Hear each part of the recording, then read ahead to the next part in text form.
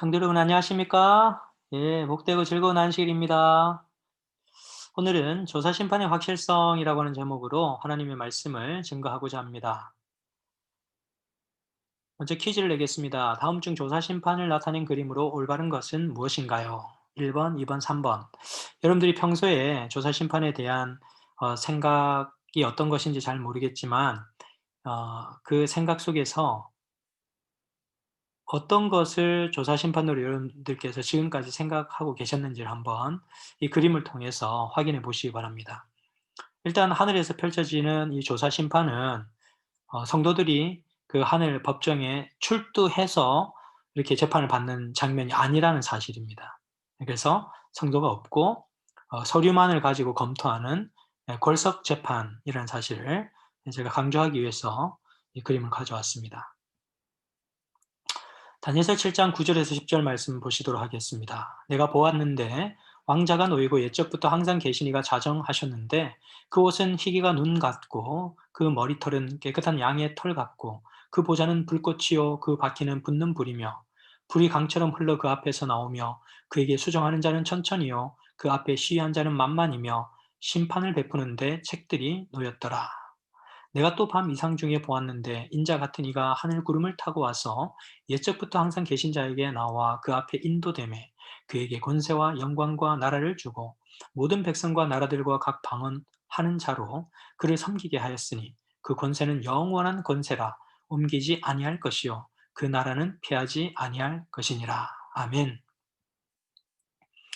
자, 또 다른 퀴즈입니다. 다음 중 나머지 셋과 성격이 다른 심판은 어떤 심판일까요? 1번 조사 심판, 2번 재림 전 심판, 3번 재림 전 확인 심판, 4번 집행 심판.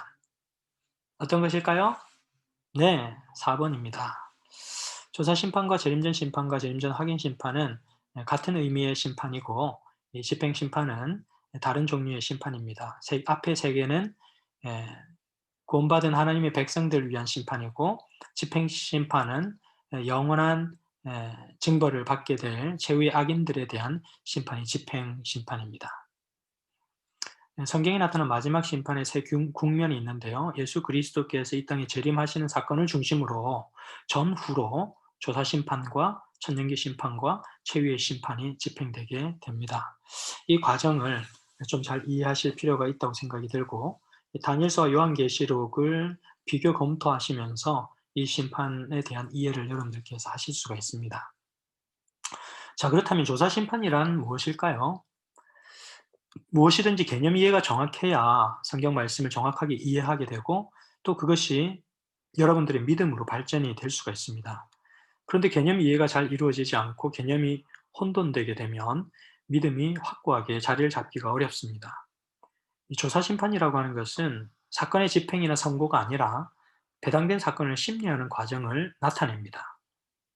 그런데 사람들은 그냥 심판이라는 용어를 대부분 최종 집행 심판으로 오해를 하기 때문에 해석 혹은 적용의 오류를 가지게 됩니다. 대표적으로 이상구 이사나 박영호 목사나 강경구 목사 등의 분들이 이 점에서 오해를 하고 있는 것이죠. 그래서 최근에는 다시스로 가는 배라고 하는 책을 쓰신 박영호 목사님의 저서가 있고 또 이상구 박사가 십자가와 조사심판, 다시한 예언 이런 책들을 통해서 그런 부분에 대한 이슈를 제기를 하게 되었는데요. 상식적으로 재판의 과정을 이해할 뿐만 아니라 법적으로 재판이 어떻게 이루어지는지를 이해해야 하고 또 성경에 나타난 재판의 과정과 심판의 과정이 어떻게 이루어지는지를 알아야 될 것이며 하나님께서 성경에서 죄악을 처리하는 과정을 어떻게 두셨는지를 전체적인 그림으로 보게 될 때에 명확하게 조사심판에 관한 부분도 이해를 할 수가 있습니다. 첫 번째, 어, 일반 우리 세상에서 이루어지는 재판의 과정도 살펴보면 어, 기소를 제일 먼저 하게 됩니다. 검사가 특정 사건의 심판을 청구하는 행위를 제일 먼저 하게 되죠. 그래서 그렇게 검사가 기소를 하게 되면 이제 피고의 변호사가 증거를 제시하고 이 피고는 결백하다라는 것을 에, 증명하게 되죠. 그런 일련의 일들을 하게 되고 이제 검사와 변호사의 양측의 증거 자료와 또한 객관적인 사실을 토대로 해서 배심원은 양측의 증거를 토대로 해서 사실 조사를 하게 되는데 이것을 심의라고 합니다. 그러면 재판부에서는 재판관은 선고를 내리는 모든 이 과정 속에 이 기소, 변호, 반론, 조사, 심의 이런 것들을 다 하게 되는데 이것을 심리라고 합니다. 이런 심리 과정을 거쳐서 최종 판결을 하게 되고 선고를 하게 되고 집행을 하게 되는 것이죠. 이런 재판의 과정을 이해함 없이 그냥 최종 집행 혹은 선고만을 가지고 재판이다 이렇게 이해하면 재판의 일부만을 이야기하는 것이죠. 그래서 우리가 조사 심판을 잘 이해하려면 이 심리 과정을 잘 이해를 할 필요가 있습니다. 헌법재판소 홈페이지에 들어가셔서 심판 절차를 연결해서 한번 쭉 살펴보시면 여기서 심리 절차가 얼마나 중요한가라는 것을 알게 되고요. 세상 법정에서도 구두변론과 서면 심리가 있습니다. 이 서면 심리 같은 경우에는 어 사람들이 법정에 출두하지 않고 제출된 객관적인 자료와 또한 증거물들만을 가지고 이제 재판관들이 이제 심판을 하게 되는 것이죠. 자, 그렇다면 이러한 세상 법정에서 하는 법정의 과정들이 성경에서도 동일하게 진행되는가라는 것도 우리가 살펴볼 필요가 있습니다. 성경에서도 하나님께서 악에 대한 징벌을 하실 때에 사건의 진상을 정확하게 확인하는 일들을 하셨다는 것이죠. 어떤 부분에서 그런 내용을 확인한 일이 있는지 한번 살펴보겠습니다. 창세기 3장 9절에서 13절 말씀 보시면 여호와 하나님이 아담을 부르시며 그에게 이르시되 내가 어디 있느냐 가로되 내가 동산에서 하나님의 소리를 듣고 내가 벗었으므로 두려워하여 숨었나이다. 아담과 하와가 하나님께서 금하신 열매를 다 먹고 두려워서 숨었습니다. 범죄의식이 나타난 것이죠. 그래서 죄책감을 느끼게 됐고 그랬을 때 하나님께서 내가 어디 있냐라고 질문합니다. 가라사대 누가 너의 벗었음을 너에게 고하였느냐. 객관적 사실을 하나님께서 확인하는 장면들을 보게 됩니다. 그 사실 확인을 통하여서 내가 죄인이라는 사실을 그 죄인이 느끼게 되는 것이죠. 내가 너더러 먹지 말라 명한 그 나무 실과를 내가 먹었느냐? 라고 질문합니다. 사실조사입니다. 심리과정입니다. 아담이 가로되 하나님이 주셔서 나와 함께 하신 여자 그가 그 나무 실과를 내게 주므로 내가 먹었나이다. 여호와 하나님이 여자에게 이르시되 내가 어찌하여 이렇게 하였느냐? 여자가 가로되 뱀이 나를 깨물어 내가 먹었나이다. 하나님께서 예, 사건 순서를 체계적으로 과정을 그대로 쫓아서 그 이루어진 사건들을 조사하는 장면이 여기에 나타나 있습니다.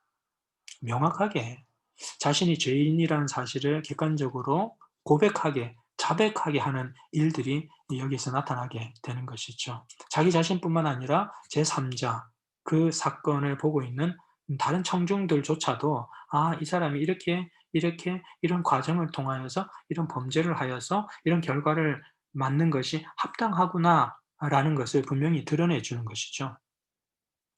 창세기 18장 20절에서 21절 또 다른 한 구절을 보겠습니다.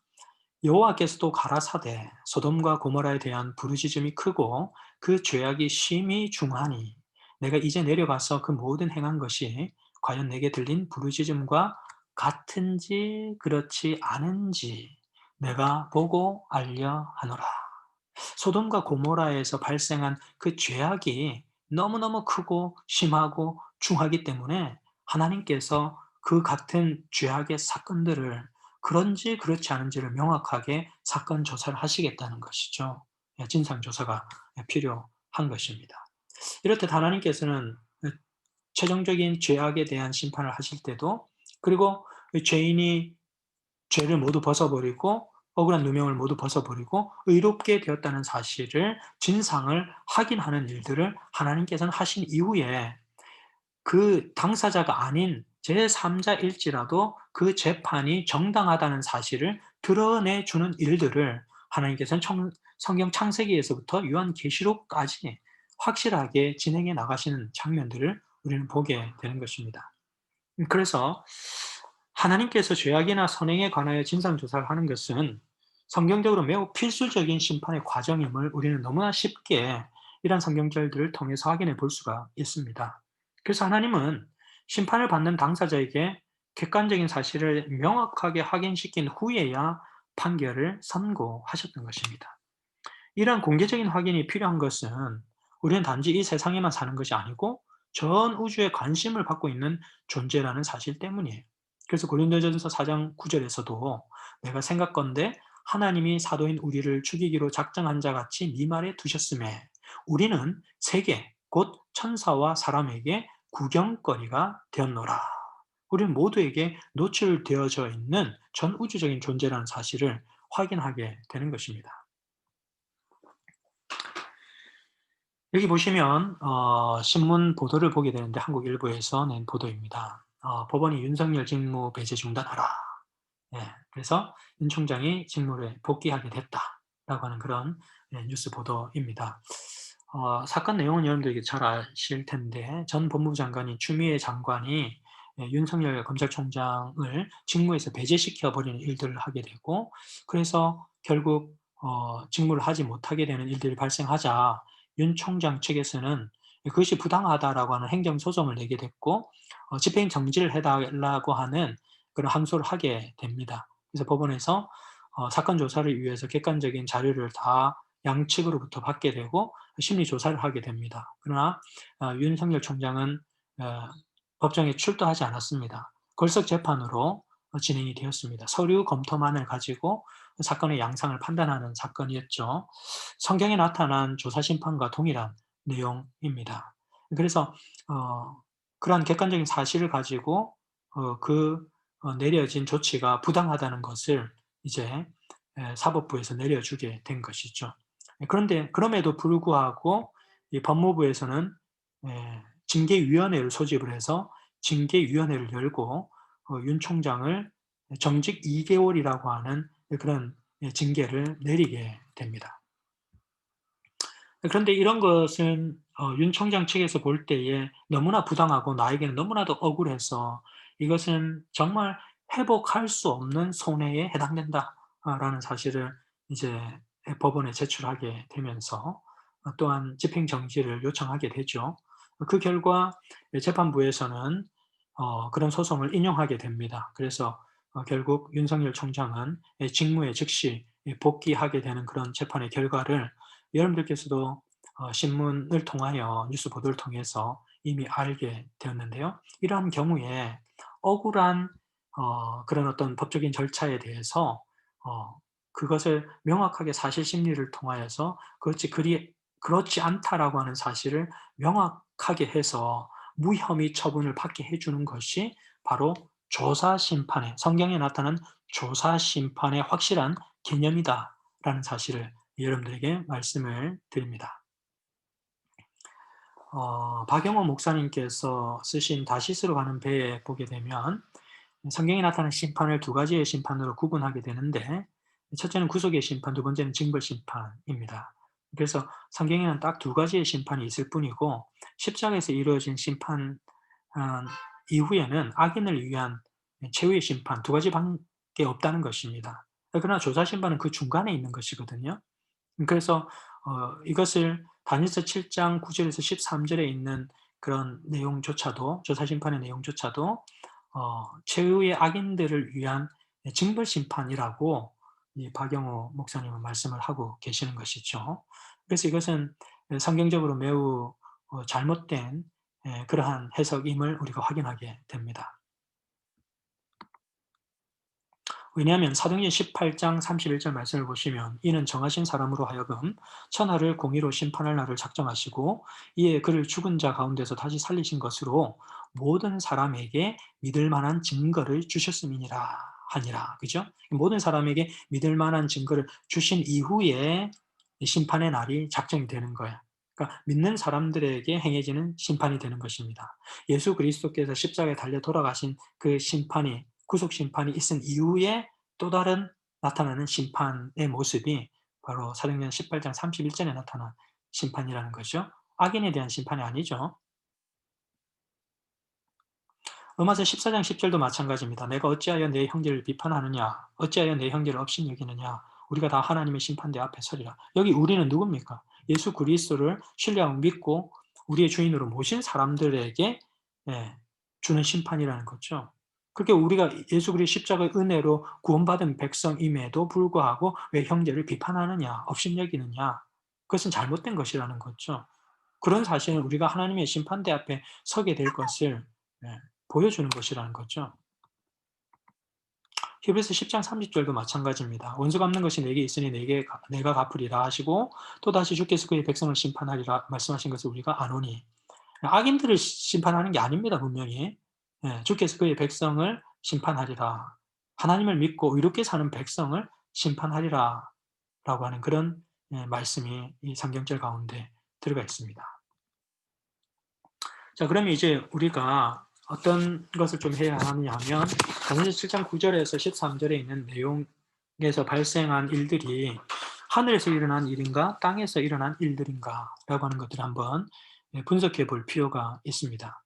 내가 보았는데 왕자가 놓이고 옛적부터 항상 계신 이가 자정하셨는데 그 옷은 희가 눈 같고 그 머리털은 깨끗한 양의 털 같고 그 보좌는 불꽃이요 그 바퀴는 붙는 불이며. 여기 보면 왕이 앉는 그 보좌가 두 군데에 나타나게 됩니다. 하나는 왕자, 하나는 그 보좌라고 표현을 하고 있죠. 내가 보았는데 왕자가 놓이고 그 보좌는 불꽃이요 그 바퀴는 붙는 불이며 이렇게 했습니다. 그리고 옛적부터 항상 계신 이가 자정하였다. 여기 옛적부터 항상 계신 이는 성부 하나님입니다. 그죠? 삼위일체 하나님 가운데 성부 하나님께서 그 왕자에 자정하셨다. 그러면 이게 누가 봐도 초등학생도 이 하늘에서 이루어지는 법적인 절차의 내용을 묻는 것인지 아니면 이 땅에서 이루어지는 것인지를 분명하게 확인을 하게 되죠. 하늘에서 이루어지는 그런 어떤 재판의 과정이다라는 것을 우리가 확인해 볼 수가 있습니다. 요한계시록에 가보면 요한계시록에서도 요한이 바로 이러한 사실을 확인해 주고 있죠. 요한계시록 4장에 보게 되면 하늘에 열린 문이 있고 하늘에 보좌를 베풀었고 그 보좌에 앉으신 이가 있다고 말씀을 하고 있고 보좌에 둘렸는데 또 보좌에 둘려 24보좌들이 있고 그 보좌들 위에 24장로들이 흰옷을 입고 머리에 금관을 쓰고 앉았다. 그렇게 기록을 하고 있습니다. 그래서 하늘에서 하나의 보좌가 있고 또 여러 보좌가 둘러싸여 있는 이런 광경은 하늘에서 이루어지는 그런 심판의 광경이다라고 하는 것을 우리가 분명하게 확인해 볼 수가 있습니다. 이 땅에서는 보좌가 하나 바뀌죠. 왜냐하면 왕이 한 사람 바뀌니까. 그죠? 그래서 하늘에서 이루어지는 재판의 과정이 다니엘서 7장에 나타나고 요한계시록 4장에서도 그것을 증명해 보여주고 있습니다. 그래서 여호와께서 그 성전에 계시니 여호와의 보좌는 어디에 있다고요? 하늘에 있다고요. 시편 11편 4절이 어떤 그 말씀을 증명해 주기도 합니다. 다니엘서 7장의 모습을 우리가 조금 더 세분화해서 보게 되면 1절부터 8절까지는 네 짐승이 등장을 하게 되는데 그 네 짐승이 어디서 나오냐 하면 하늘에서 나오는 것도 아니고 땅에서 나오는 것도 아니고 바다에서 등장을 하게 됩니다. 그런데 9절에서 10절에 나타난 그 하늘 심판의 광경은 하늘에서 나타난 거예요.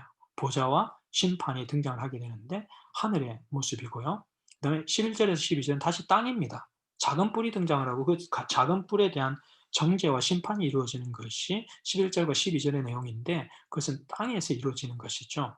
그리고 13절과 14절은 인자 같은 이가 나타나는데 그것은 또다시 하늘에서 나타나는 것입니다. 하나님께서 예적부터 계신 자가 와서 그 하나님의 지극히 높으신 자의 백성들의 그 억울한 것을 신원하여 주는 것이죠. 그 억울함을 풀어주는 것입니다. 그리고 그 다음에 성도가 나라를 얻었더라라고 기록을 하고 있습니다. 그래서 이 조사심판에 관한 모든 내용들이 다니엘서 7장에 명확하게 그려져 있고 그것은 바다와 하늘과 땅과 하늘을 통하여서 공간의 이동을 하면서 이 다니엘이 꿈에서 그 환상을 보기는 했지만 하늘 조사의 심판을 담고 있고 그것은 바다, 하늘, 땅, 시공을 초월해서 하늘에서 베풀어지는 그런 심판의 광경임을 우리가 명확하게 확인해 볼 수가 있습니다. 그래 이렇게 함으로 인해서 우리는 다니엘서 7장 9절에서 14절의 내용이 하늘에서 이루어지는 심판인 것이 확실해졌습니다.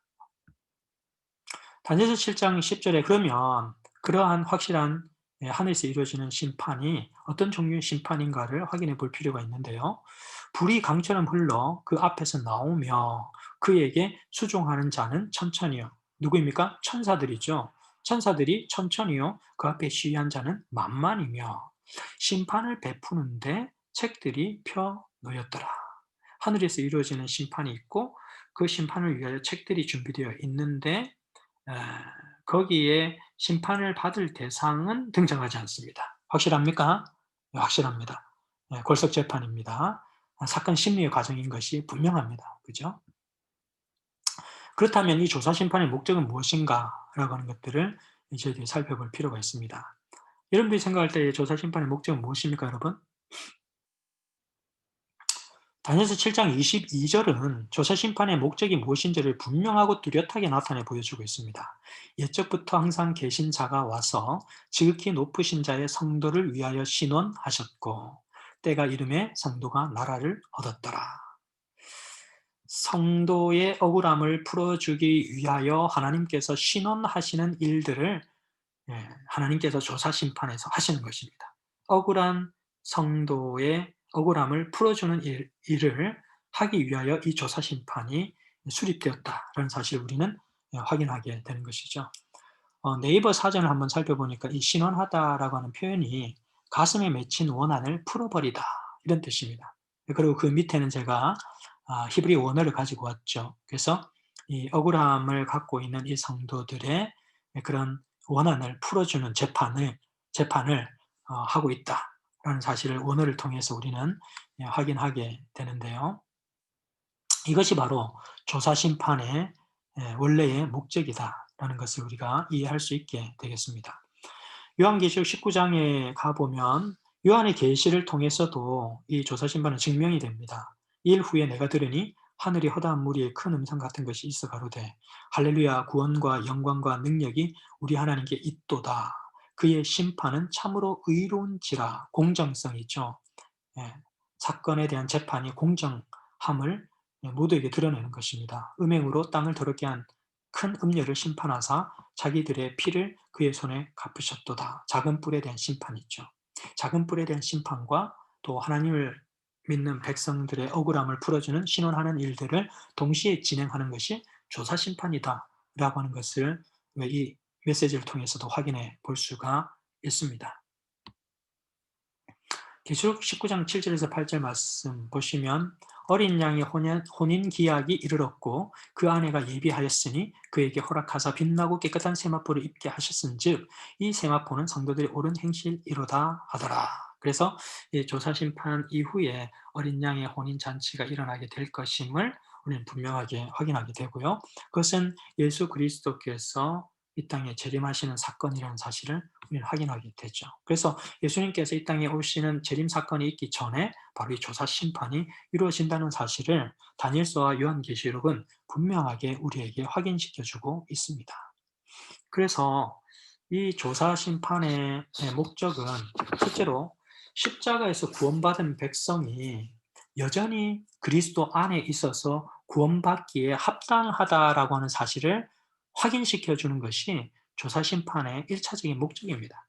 왜냐하면 사단은 예수 그리스도의 용서에도 불구하고 예수 그리스도의 십자가의 보혈이 흘려졌음에도 불구하고 우리가 여전히 용서받았고 회개하였고 우리 그리스도인의 생애가 성령의 임재 가운데 있음에도 불구하고 우리의 어떤 죄된 본성을 움직여서 우리가 여전히 죄인이고 또 우리가 여전히 죄를 지을 수밖에 없고 우리가 여전히 한데 구원에 이를 수 없다라고 하는 사실을 드러내 주는 것이 사단입니다.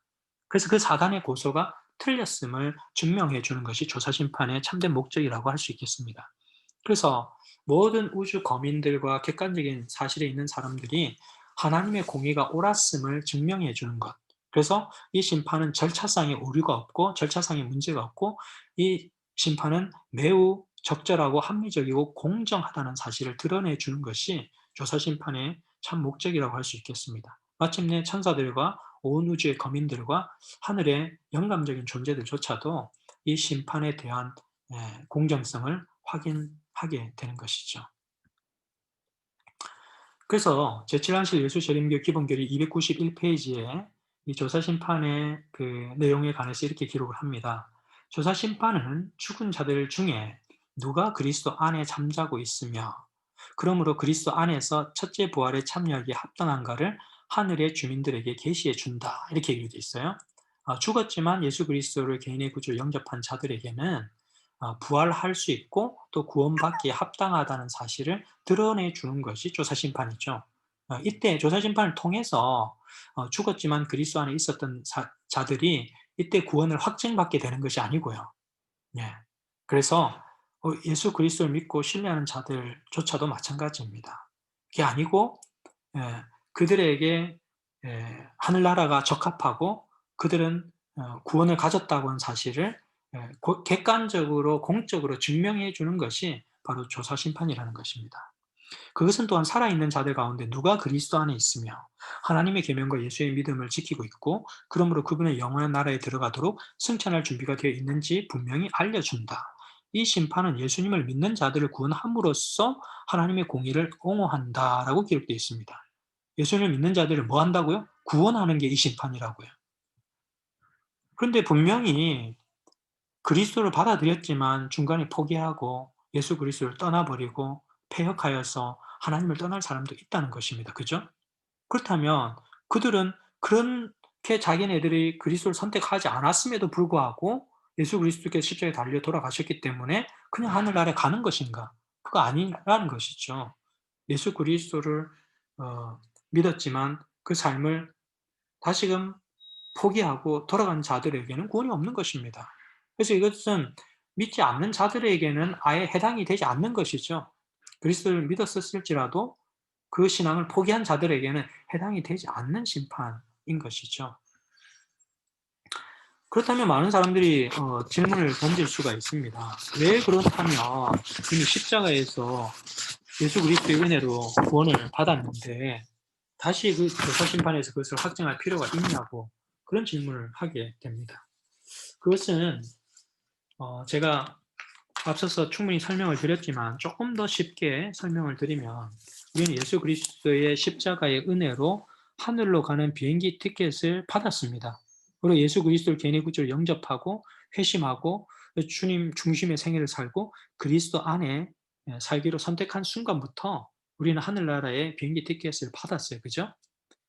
받았는데 비행기를 타고 갈 때는 반드시 예약을 하게 됩니다. 그냥 무턱대고 티켓을 샀다고 해서 그냥 무턱대고 예약도 안 하고 공항에 나아가서 비행기를 탈 수 있지 않습니다. 그죠? 예약을 해야 됩니다. 그래서 예약을 하고 내가 어느 날 몇 날 몇 시에 어떤 항공 노선을 통하여 어떤 경로를 통해서 어떤 지역의 데스티네이션에 간다라고 하는 것이 확정돼야 되는데 그게 reservation이죠. 예약을 통해서 그걸 확정하는 것입니다. 근데 항공사에서 많은 그 손님들에게 비행기 티켓을 팔지만 또 예약을 하지만 중간에 또 그 차질이 생겨 가지고 그 경로를 바꿔버리는 사람도 있고 여행이 취소가 되는 사람들도 있고 하기 때문에 중간에 좌석이 많이 빌 수가 있습니다. 그래서 항공사에서는 규정상 출발일 72시간 이전에 컨펌을 하도록 규정을 하고 있습니다. 그리고 왕복 티켓을 끊었을 경우에는 돌아가는 티켓, 리턴 티켓의 경우 컨펌과 리컨펌을 반드시 하도록 규정을 하고 있습니다. 그래서 만약에 컨펌을 하지 않고 내가 예약을 했다고 해서 레저베이션 했다고 해서 그냥 무턱대고 공항에 가서 "아유 이제 한국 돌아가야 되는데 티켓 주세요." 하면은 벌써 티켓이 다 팔려 가지고 "자리 없는데요." 하면 못 가는 겁니다. 예, 그게 이제 항공사 규정 중에 하나인데 조사 심판은 이런 과정이 있죠. 컨펌을 하는 과정입니다. 이미 우리는 티켓을 가지고 있고 또 예약이 되어 있습니다. 그래서 별 특별한 어떤 사건이 발생하지 않는 한 우리는 이 비행기를 타고 하늘에 가게 되죠. 그러나 조사 심판은 여전히 이 사람이 어 하늘에 갈 마음이 있고 예수 그리스도 안에 살고 있고 예수 그리스도의 보혈의 공로로 자신의 모든 죄악을 회개한 사람이고 의롭게 된 사람이라는 사실을 confirm 해 주는 것입니다. 조사 심판을 통하여. 그래서 모든 사람들은 객관적으로 하나님의 그 재판, 이 사람을 의롭게 하신 하나님의 그 공정성이 명확하다라는 사실을 인정하게 되고 그래서 온 우주의 그 어떤 존재라 할지라도 하나님의 이 재판과 또 이 성도를 하늘에 이르게 하는 사실에 대하여 의문을 제기할 수 없도록 하는 것. 마침내 하나님은 사랑이시다라는 것을 전 세계 우주에 드러내는 것이 이 조사심판의 궁극적인 목적이라고 할 수 있겠습니다. 사랑하는 성도 여러분, 하나님께 주신 은혜의 기별로 십자가에서 하늘로 가는 비행기 티켓을 받으신 여러분 모두가, 또한 여러분들의 생애의 과정들을 통하여서, 또한 은혜의 기간들을 누리면서 성령을 매일매일 마음에 모심으로써 여러분들의 생애를 통하여 하늘로 가는 일들이 확정되고 컨펌되어서 이 사람은 확실히 하늘에 적합한 사람이라고 하는 그런 인정을 받는 여러분과 제가 되시길 간절히 바라면서, 우리가 그 하늘에서 이 기쁨의 노래를 함께 부르게 되시기를 간절히 바라면서 말씀을 마치도록 하겠습니다.